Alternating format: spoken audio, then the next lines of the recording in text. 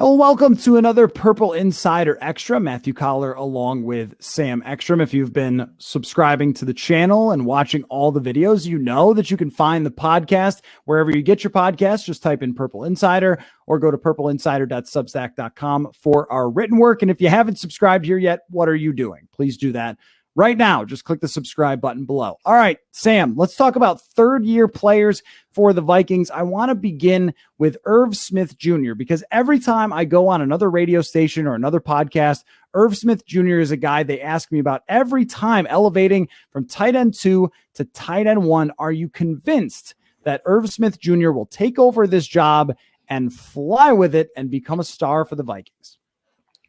I thought this last year. So I want to sort of slow play it because I think declaring any pass catcher to have like a bust out year for the Minnesota Vikings can be a little risky because they don't throw the ball as much and they have two really, really good wide receivers. So we've had pretty high expectations for Irv Smith. They haven't come to fruition. I don't know if that's Irv's fault though, or if it's sort of a function of the play calling. Irv Smith has been asked to block a lot. He's been in line a lot more than I expected when I thought he would be in the slot and out wide. The vision that they laid out for him when he was drafted hasn't necessarily been the case. So now that he is the new number one, clear-cut number one, they took no steps to sort of like even find someone to compete with him for those number one reps. He is the guy. Do I think that he can be pretty good? Yes. I think he can be, a 700-800 yard type tight end at his best. I don't know if the Vikings would throw it enough for him to be like 1,000-yard tight end, like a Travis Kelce or a George Kittle. But I think he can be fantastic if they utilize him properly and maybe kind of, take a piece out of those wide receiver 3 reps that we keep urging the Vikings to take more seriously. I think with Irv Smith, and he's very young, still remember this, that they drafted him when he was young. He was only 21 years old, so he's only 23 now, and it takes tight ends a little longer to develop.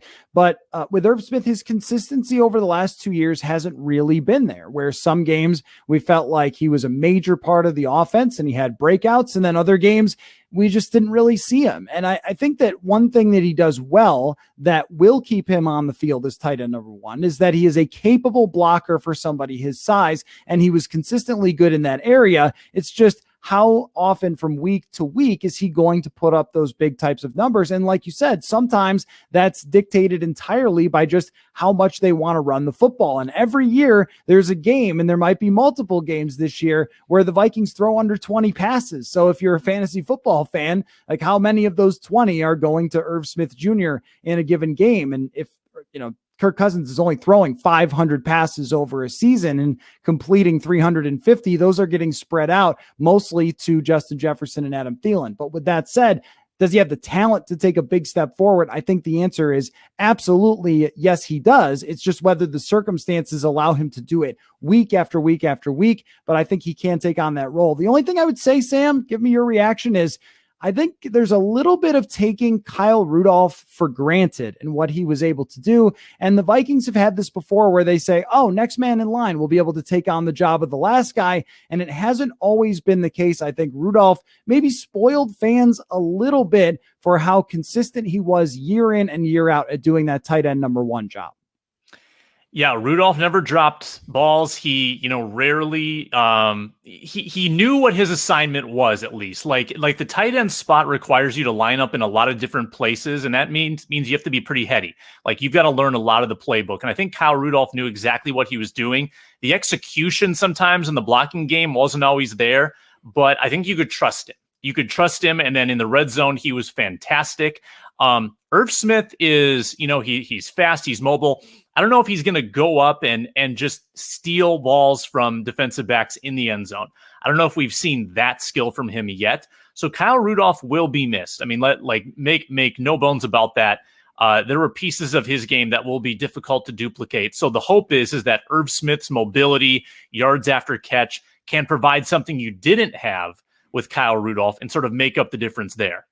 Now, as we continue to look at sort of third-year players and what type of impact they could have, I think Garrett Bradbury and whether he can ascend or not is going to be a huge difference maker for whether this offensive line can be okay, whether it could be average, or whether it could actually be quite good. Now, Pro Football Focus did a study on centers and found that year 3 was usually their breakout season. There's a lot to know as a center in the NFL, and the players you're going up against are usually pretty beastly in the nose tackles and 3 techniques. So can Garrett Bradbury do it? Do you think that he has the capability to ascend from somebody who has struggled at times throughout his early career to being a very good to excellent NFL center? I think it'll help to have better guard play around him, and we don't know if that's going to be the case yet. Ezra Cleveland and probably Wyatt Davis are the 2 guys on either side. Maybe that's the magic formula. I mean, certainly you don't get a lot of help when you have Dakota Dozier on one side and, Drew Samia on the other side at times. So Bradbury has been alone in there. He hasn't had a lot of assistance from the guard spots, but he still needs to get stronger himself. He needs to make sure that when he goes up against those nose tackles, that he's not caving and giving up that interior pressure. The trouble is that I think he's a really, really mentally strong, like before the snap kind of guy. He's going to help Kirk out with the coverages. He knows his assignments. He's a really good run blocker. The problem is that, this is a physical problem in his game, I think. And sometimes that can be a little bit tough to adjust when you are a certain size. And he's already, I think, 25, 26 years old. Like, there's not a lot of, growing left there because he did start out a little older. So I think he has the ability. I think it'll help to have some more continuity at the guard spot. I'm not 100% convinced that he becomes like a Pro Bowl center, but I think the Vikings don't need that. They just need him to be like middle of the pack solid for them to have more success. I do think there are few centers in the league who have had more turnover to their right and to their left than Garrett Bradbury. And last year, some of the issues for allowing pressures were just not knowing whose man was who when it came to blitzes and stunts and things like that. And you would think that a little more continuity between the right guard and left guard would help. But of course, Wyatt Davis has to win that job first before we can start saying they're all set there. Anybody else from the 2019 class or players who were brought in then that you expect to step up? Because I think that class's success or failure sort of rests on Bradbury and Irv Smith Jr. Yeah, I mean, Alexander Madison's probably a 4-year and done guy. I don't know if I think he's been fine. I don't think his development is critical. Drew Samia has obviously sort of shown that he's maybe not up to snuff there as a 4th round pick. But I do look at a couple of those day 3 defensive guys, Armon Watts and Chris Boyd on defense, who I think have legitimate opportunities to contribute. In Boyd's case, that might be on special teams, maybe rotating in if somebody gets hurt on defense. And Armon Watts, I mean, the door's open still for him to be that backup nose, someone who can rotate on the defensive line. I think we expected more from him in year 2. We didn't get a lot, but I think he still has a chance to make this team and play a little bit. So I'm looking at those 2. We will be keeping an eye on them throughout the summer in OTAs, minicamp, and then eventually in training camp. This has been another Purple Insider Extra. Remember, listen to those podcasts, longer conversations there wherever you get your podcasts. Just type in Purple Insider and we'll catch you next time.